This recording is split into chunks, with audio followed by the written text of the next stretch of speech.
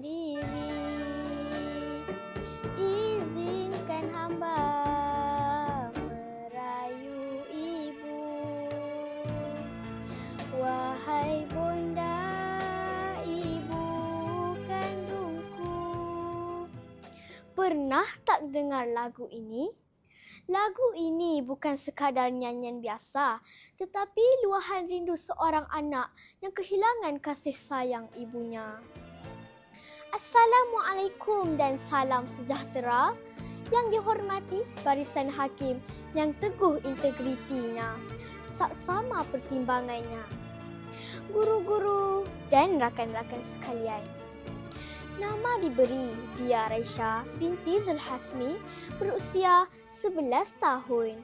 Saya merupakan anak didik sekolah rendah Arab Jaim Al-Faizi yang terletak di Alor Gajah, Melaka. Hari ini saya akan mengupas dengan terperinci tentang sebuah buku yang amat menarik dan bermakna. Buku berjudul Mimpi Ikan Kaloi ini ialah hasil garapan sastrawan negara kita, Siti Zainun Ismail. Buku cerita yang dipersembahkan dalam bentuk puisi ini mempunyai 20 muka surat dan diterbitkan oleh Dewan Bahasa dan Pustaka. Buku ini bukan sekadar kisah dongeng klasik bawang putih dan bawang merah, tetapi sebuah naskah tentang ketabahan jiwa, keadilan dan makna kasih sayang yang sejati. Kisahnya bermula dengan watak protagonis. Bawang putih digambarkan sebagai seorang yang sabar, lembut dan taat. Namun kekuatannya bukan pada fizikal, tetapi pada ketahanan emosi dan akhlaknya. Sebaliknya, watak antagonis iaitu Mak Mandak dan Bawang Merah melambangkan sifat iri hati dan kekejaman tanpa empati. Persoalannya, mengapa mereka begitu kejam? Pada hemat saya, kerana mereka melihat kebaikan sebagai ancaman, bukan kekuatan.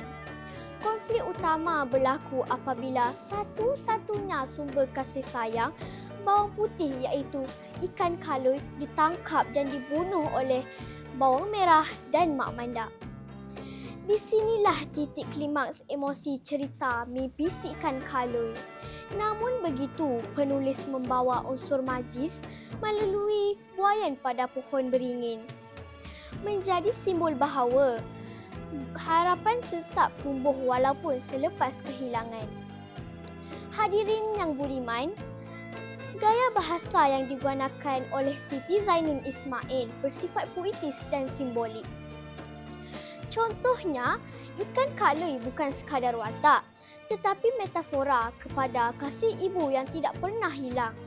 Selain itu, penggunaan unsur alam seperti pohon beringin memberi nilai falsafah bahawa kehidupan sentiasa berputar dari penderitaan kepada kebahagiaan. Walaupun cerita ini ringkas, ia membawa nilai klasik yang masih relevan hingga hari ini, iaitu tentang kemanusiaan dan keadilan sejagat. Apabila saya membaca buku ini, saya tidak hanya melihat kisah penderitaan, tetapi saya belajar bahawa kesabaran bukan tanda kelemahan, tetapi kekuatan dalaman. Kejahatan mungkin menang sementara, tetapi tidak selamanya. Dalam kehidupan hari ini, kita juga berhadapan dengan ketidakadilan sama ada di sekolah, dalam persahabatan, bahkan dalam keluarga sendiri. Namun, cerita ini mengajar kita untuk tetap memilih jalan kebaikan walaupun ianya sukar. Secara peribadi, saya memberikan buku ini 5 daripada 5 bintang kerana jalan ceritanya ringkas tetapi memberi kesan mendalam kepada jiwa pembaca. Saya sangat mengesyorkan buku ini kepada murid sekolah rendah seperti saya dan sesiapa sahaja yang ingin memahami nilai kesabaran dan nilai kasih sayang.